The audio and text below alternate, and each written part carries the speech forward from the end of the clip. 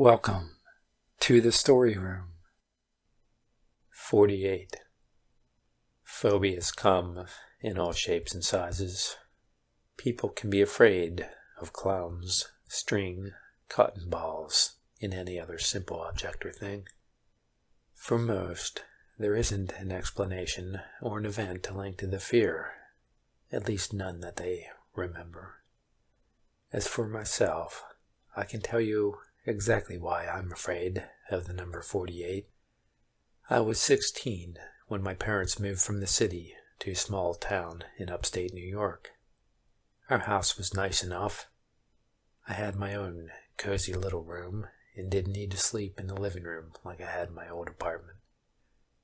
Living in a new house is always a little strange of an experience. For the first few days you freak out at the littlest noises, and when you wake up, you don't realize where you are for a few moments. I'd always considered myself brave, and wasn't at all frightened of sleeping in my room.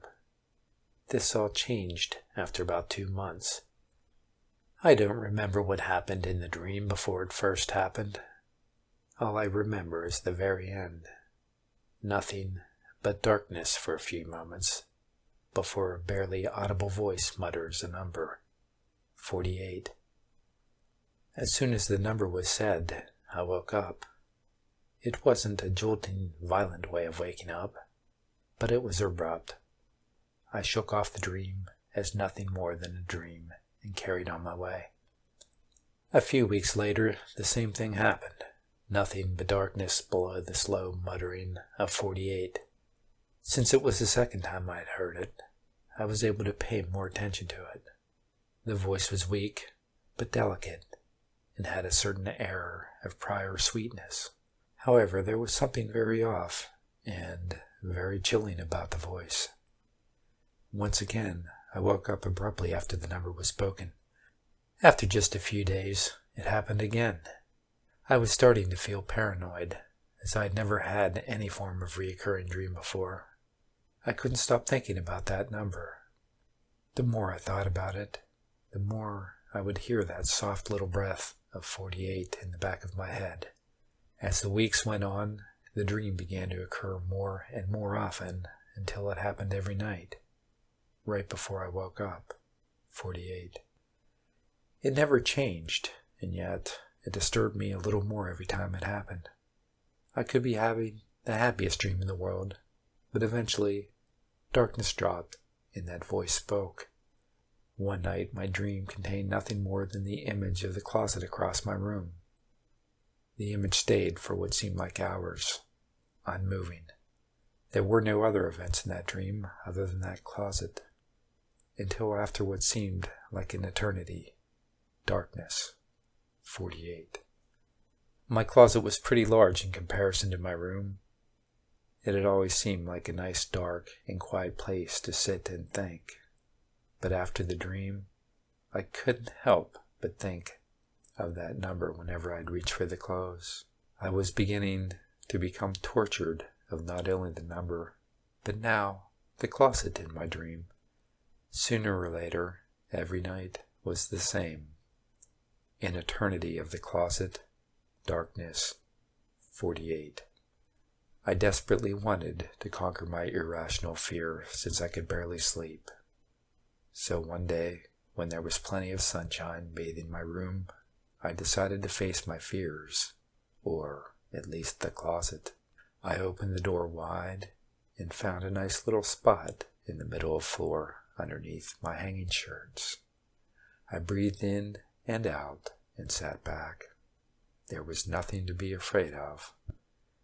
I'd never seen my closet from this angle, and I noticed something out of the corner of my eyes. A little compartment was tucked near the closet door entrance on the inside. Since light didn't shine in this area, and one could only see it from an inside angle, it was a great place to tuck away money or valuables, or anything secret. It wasn't the best hiding place, but it was hidden enough for people to miss it. I reached inside and found a journal and an old school VHS camcorder. I started with the journal It was written by a high school-age girl who lived in my room just a few years before my family moved. The journal was extremely paranoid. The first entry stated she wanted to keep this journal in case anything happened to her. She kept talking about a man who would stare at her every day when she would leave or enter the apartment complex. He would just stand across the road in his dark coat. The man wouldn't follow her. He would just stare. As the journal went on, she became seemingly more and more psychologically disturbed. The way she described his stare was so increasingly detailed and disturbing that it would make my skin crawl.